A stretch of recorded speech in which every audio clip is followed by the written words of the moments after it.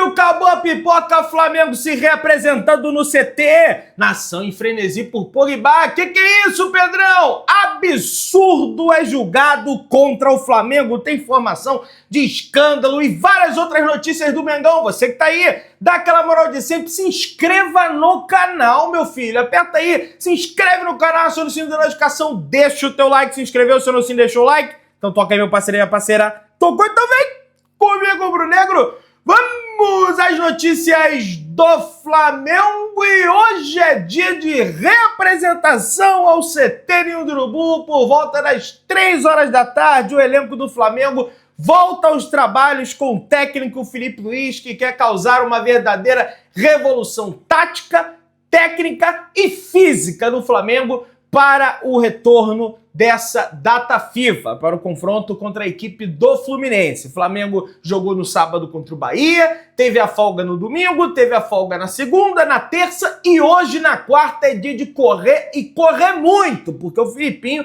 está inspirado. Lógico, os atletas que não foram convocados pelas suas respectivas seleções e os atletas que não estão lesionados é quem vão participar desses treinamentos com o técnico Filipe Luiz. E aí, trabalham hoje na quarta, trabalham na quinta, trabalham na sexta, trabalham no sábado e no domingo tem uma nova folga para voltar a trabalhar na segunda, terça e aí vai até o dia do jogo do confronto contra a equipe do Fluminense no próximo dia 17, daqui a cerca de 8 dias, né? Mais ou menos aí o confronto contra a equipe do Fluminense. Data FIFA é chata pra carilho, eu vou te contar uma história. É lógico, tem que paralisar o futebol por conta da data FIFA, mas é um negócio chato pra dedéu.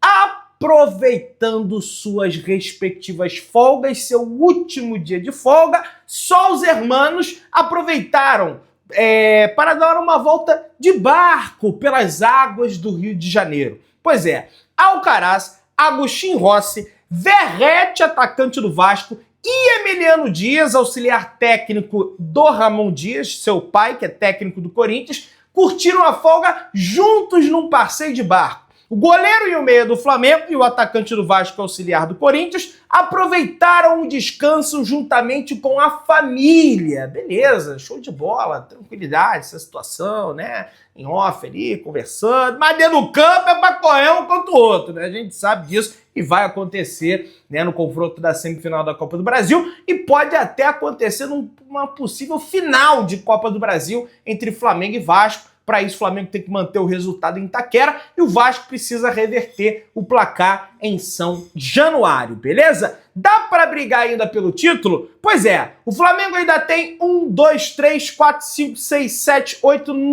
confrontos nesse Campeonato Brasileiro contra Fluminense, Juventude, Cruzeiro, Atlético Mineiro, Cuiabá, Fortaleza, Internacional, Criciúma e Vitória para tentar conquistar o Campeonato Brasileiro. E para mim, o objetivo do Flamengo tem que ser um somente: tentar vencer todos os 9 jogos restantes do Campeonato Brasileiro. Já existiu uma sequência de 9 vitórias seguidas, foi de Abel Braga no Internacional. No Campeonato Brasileiro de 2020, o Jorge Jesus conseguiu uma sequência, se não me falha a memória, de 8 vitórias consecutivas no Campeonato Brasileiro. O Flamengo já tem uma com o Filipe Luiz. Caso vença essas 9, serão 10 vitórias consecutivas. Vai bater todos os recordes de vitórias consecutivas em campeonatos brasileiros, pelo menos por pontos corridos, e talvez conseguiria o tão sonhado título aí para comemorar. Vamos ver, né? Vamos ver. Primeiro o foco tem que ser a Copa do Brasil e a ida para Libertadores da América, que é o que é mais plausível para o Flamengo nesse momento. Zico e Tite se enfrentam nesse domingo na Neoquímica Arena. Como assim, Pedrão? No futebol da esperança. É isso mesmo. Cada um deles vai ser técnico de um time. O evento vai contar com a presença de vários nomes do esporte e do entretenimento, como Diego Ribas, Denilson, Formiga, Rafaela Silva, Lucas Lima, Beatriz Souza, entre vários outros. São aqueles eventos, né, que são promovidos aí para ajudar né? Pessoas carentes, aquela coisa toda, né? O Zico, que recentemente apontou as falhas do Tite no Flamengo, mas ele é o Zico, ele só falou a verdade do problema que o Tite tinha com o Gabigol, e também que o Tite, como é que o Tite tem 3 auxiliares da equipe dele, né? Como é que pode realmente uma história dessa, um negócio desse, e aí houve um, houve outro, daqui a pouco houve outro, e aí não bota o Léo Ortiz para jogar, aquela coisa toda que a gente já comentou aqui, vai ter esse futebol solidário na Neoquímica Arena. Escalação da seleção brasileira para amanhã tem os 2 jogadores do Flamengo confirmados no banco de reservas. Existia uma possibilidade alta até do Gerson ser titular, está entre os titulares da seleção brasileira para esse confronto contra o Chile, no entanto foi descartada. Nesta quinta-feira, a seleção joga contra o Chile. Em treino, Dorival esboçou o time com Gerson como uma opção no banco de reservas. Além do Coringa, Fabrício Bruno também ficará de fora dos 11 iniciais. Notícia boa para a nação rubro-negra, até para não potencializar o desgaste desses atletas do Flamengo, que já terão desgaste porque não tiveram folga, tiveram que pegar e viajar, ir para o treinamento da seleção, e depois vão ter que pegar uma viagem do Chile para Brasília, depois de Brasília para o Rio de Janeiro, então já vai ter esse desgaste natural, mas não começarão a partida. Entretanto, o Gerson, que vem se destacando além no Flamengo, no Campeonato Brasileiro, também há notícias que ele vem se destacando, né, e tem feitos vários comentários positivos em relação ao futebol dele nos treinamentos da seleção brasileira, pode ganhar mais minutos em campo do que o Fabrício Bruno, que é zagueiro, tá ali no banco, aquela coisa toda, apesar do Dorival gostar bastante do Fabrício Bruno. Não à toa levou o Fabrício Bruno, que é reserva, e deixou o Léo Ortiz, que é titular do Flamengo. Ainda bem, a dupla Fabrício Bruno e Léo Pereira não é titular do Flamengo desde a queda na Libertadores para o Peñarol.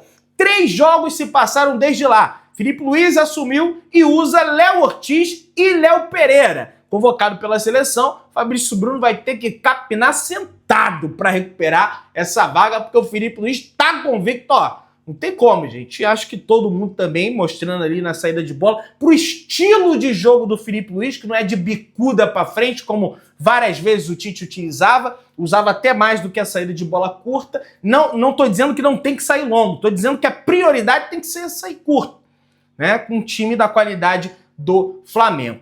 Durante uma brincadeira, Georgian de Arrascaeta, uruguaio do Flamengo, montou o seu jogador ideal do Campeonato Brasileiro e não utilizou nenhum jogador de fora do Flamengo. O pé direito ele colocou o Pedro, pé esquerdo ele colocou o Luiz Araújo, na marcação ele botou o Léo Ortiz, na força ele botou o Gerson, no drible ele botou o Cebolinha, no controle de bola ele botou o De La Cruz e no cabeceio ele botou o Bruno Henrique. Esse seria o jogador ideal do Uruguai e do Flamengo, Georgian de Arrascaeta. Discípulo de Jorge Jesus, João Guilherme, narrador marcado pela atuação nos 2 gols do Gabigol na final da Libertadores 2019, rasgou elogios a Filipe Luís. Segundo o narrador, o ex-lateral seria uma espécie de discípulo de Jorge Jesus e que deixa isso bem esclarecido no seu trabalho no Flamengo. Abre aspas para ele. Essa derrota talvez tenha sido a mais feia do Rogério Ceni para o Flamengo. Ele foi engolido taticamente pelo Filipe Luís.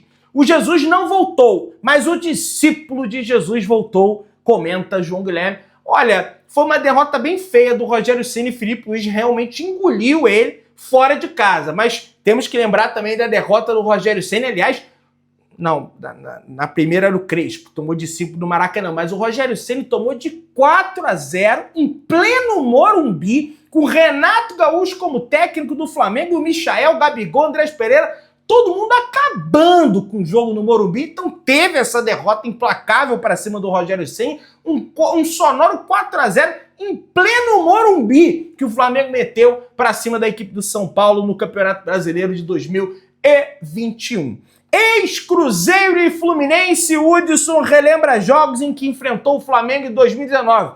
O ex-volante diz que o time rubro-negro era um time difícil de se enfrentar. E ele falou o seguinte: o Flamengo era um time muito difícil de se enfrentar, pois sempre marcava com a linha alta e era intenso. sabia construir muito bem o jogo, o time tinha muita variedade diante do jogo, o time se movimentava bastante. Eu saía do jogo contra o Flamengo esgotado. Para enfrentar o Flamengo, você tinha que se desdobrar e ter companheiros dispostos a correr, né? E a gente, pelo menos nesse início de trabalho do Felipe Luiz, a gente vê um time muito intenso dentro de campo, um time muito comprometido a recuperar a bola. Tanto é que teve mais posse de bola que o Bahia na casa do Bahia, sendo que o Bahia gosta de ter a posse de bola, não à toa, tem a terceira maior média de posse de bola do campeonato brasileiro, e apesar de ter perdido as últimas 3 partidas pro Flamengo do Tite, teve mais posse de bola, incluindo dentro do estádio do Maracanã, beleza?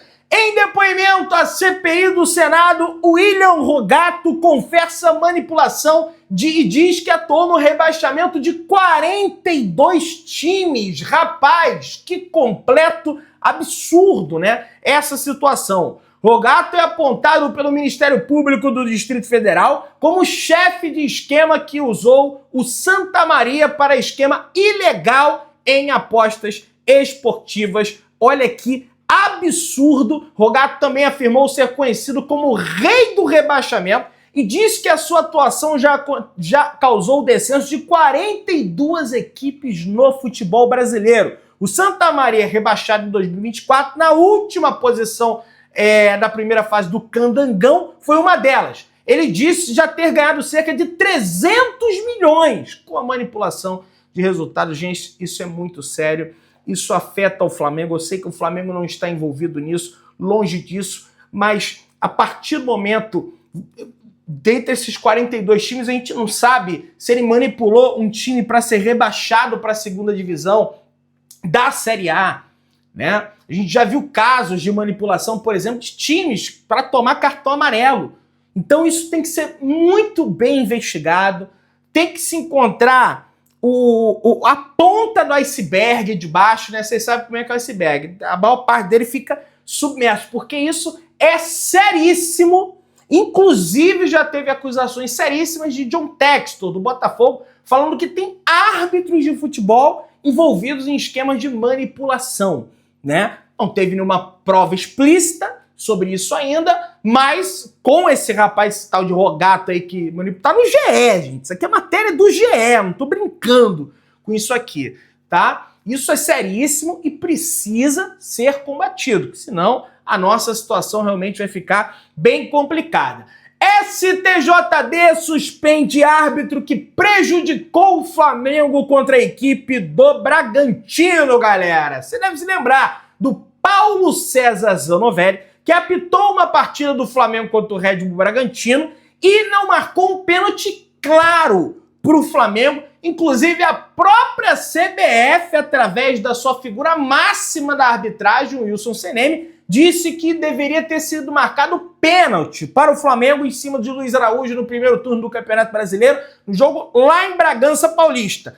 Paulo César Zanovelli foi punido por conta da partida entre Fluminense e São Paulo, tá? A 5ª comissão disciplinar do STJD o julgou e o considerou culpado de forma unânime. O juiz havia sido denunciado por deixar de observar as regras do esporte. A infração está prevista no artigo 259 do Código Brasileiro de Justiça Desportiva. Após o duelo, São Paulo alegou que o profissional descumpriu uma regra do confronto. Além disso, a equipe paulista sabe que o descumprimento pode abrir processo até para anular o jogo. Olha que absurdo, né? Na ocasião, o Zanovelli deixou de expulsar um jogador do Bragantino, né? Como é que um cara desse tem condições de apitar um jogo de futebol? E aí foi suspenso por 15 dias, daqui a pouco ele vai estar apitando o jogo, daqui a pouco ele vai estar apitando o jogo até mesmo do Flamengo, fazendo burrada, cometeu erro de direito na partida entre São Paulo e Fluminense, tá aí no STJD em vez de ser anulada a partida, podendo abrir um precedente absurdo no futebol brasileiro. Já cometeu erro contra o Flamengo, que a própria CBF reconheceu que teve erro. Imagina isso. Vamos ver, né?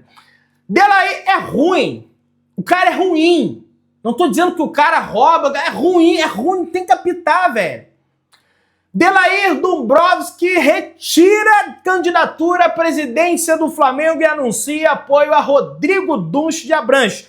Ex-presidente do Flamengo, Dombrovski afirma que saída do pleito tem como prioridade o bem do Flamengo. Matéria do Fred Gomes e também da Letícia Marques. Dessa forma, 5 candidatos seguem na corrida presidencial, e são eles em ordem alfabética: Luiz Eduardo Batista Obato, Maurício Gomes de Matos, Pedro Paulo, Rodrigo Dunsch e Valim Vasconcelos. Então, eram 7. Tinha o peruano, saiu para apoiar o Dunsch, e o Delair sai agora também para apoiar Rodrigo Dunsch de Abranches, tá? E Abranches, né? E o Delair soltou essa nota, né? Soltou uma nota através das redes sociais comunicando essa situação. Então, bastidores da eleição do Flamengo muito movimentados, eleição que acontecerá no dia 9 de dezembro para o próximo triênio de 2025, 2026 e 2027, que vai acontecer numa segunda-feira, das 8 da manhã até as 9 horas da noite. Vamos ficar atentos a essa situação. Você vê, tem muita água para passar debaixo dessa ponte ainda e a gente não pode cravar absolutamente nada.